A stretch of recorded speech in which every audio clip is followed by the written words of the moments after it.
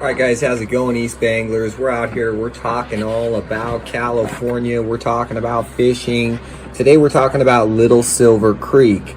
Now we're talking about the lower Little Silver. Now let's talk a little bit about Little Silver today, really quick, get you familiar with it. It's located in the Crystal Basin Recreation Area.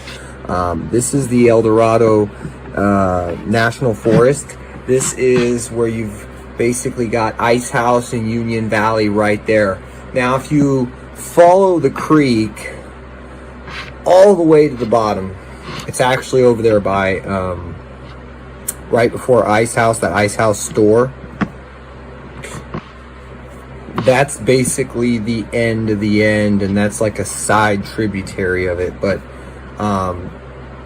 basically that thing goes all the way up to the junction, and there's a lot of browns in there. There's a couple bows, but mostly German browns in the Little Silver Creek.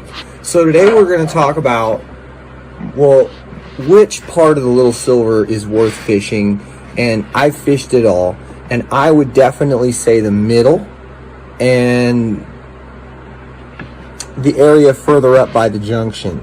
And these areas are harder to access, they have deeper water, and that's why they're more difficult. So they're more difficult just in general to get to the water, to get to an access point to the water. So when you go to Little Silver Creek, why don't you guys go ahead and type in Junction Reservoir on your Google Maps, and then follow that creek down. And that creek right there, you're going to actually see some roads. There's these campgrounds. So if you take Ice House Road up to Ice House, not to Ice House, but you take Ice House Road and you keep going past Ice House, you're going to eventually hit a turnoff to go to Union Valley. You're going to take a left onto Peavine Ridge Road, which is going to split. You can go left or right, and you're going to want to go to the left. When you go to the left, there's going to be some dirt roads in the very beginning. Those dirt roads eventually lead to roads that are along Little Silver Creek to your right, to the east, and actually northeast. And so those little areas, you can park your vehicle, and it's going to be a much shorter walk down to Little Silver. And a lot of times, because those have been there for so long, there's trails and that type of thing. But this is raw country, guys, so you've got the potential at wild fish and beautiful big browns, but you've also got the potential to get hurt. So be careful, and let's talk a little bit about the way you want to fish it. You want to throw dry flies, you want to use a fly rod. You can get away with a spinning rod and spinning little spinners, inline spinners, spoons, anything like that. Any really small insects, if you guys are going out there with crickets or whatever, anything like that'll work. But these fish are extremely smart, especially since they're mostly browns. They're going to respond to natural baits, natural presentations, light line, fluorocarbon, and well, if you're fishing on the bottom, and if you're fishing on top, quality monofilament really helps. And one of the reasons I just want to throw this out there, if you guys are fly fishing, or if you're topwater fishing for bass or trout, you're throwing monofilament for them, and you're casting lures, this is super important. So when you guys throw expensive quality line that's really, why would you need it?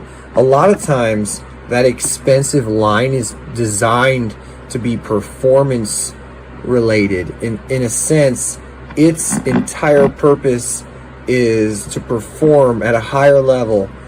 So when you lift up your fly, and your fly lifts up off the water, and when your line hits the water and your fly lays down, for example, that line needs to be soft and subtle, and needs to have certain properties and characteristics. So having the right line, sometimes spending the money, especially when you're fishing for these little creek fish, is really essential. Make sure that everything you do, you're quiet, you're slow, methodical, focused, careful, and that you generally just don't spook these fish. They're very much easily spooked. You get them spring, summer, fall, and even in the winter. Really, the droughts haven't helped, but there's been water and there's been fish caught. I haven't pulled anything myself out of here past 14 inches long, but there are bigger fish to be caught. I'm going to give you guys a true story. Now, this is a true story about the little silver, right where the junction feeds out. And this was, I believe, a spring.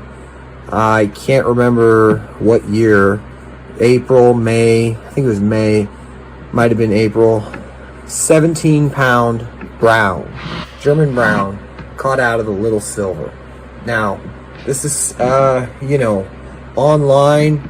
I read this. I've talked to people that tell me they've caught browns that aren't 17, but they're very big in that same area.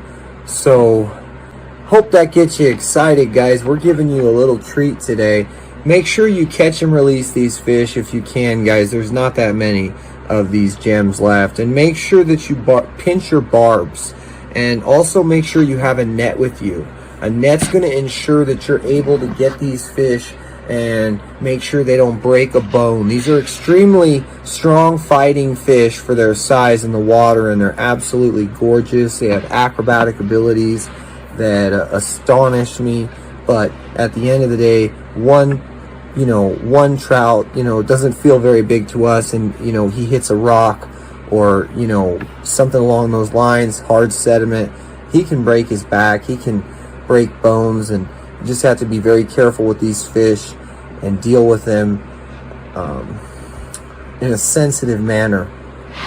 Essentially, put the kid gloves on. Put the gloves on, man, because these fish are, man, they're special and they're very fragile. So, the little silver, located obviously in California.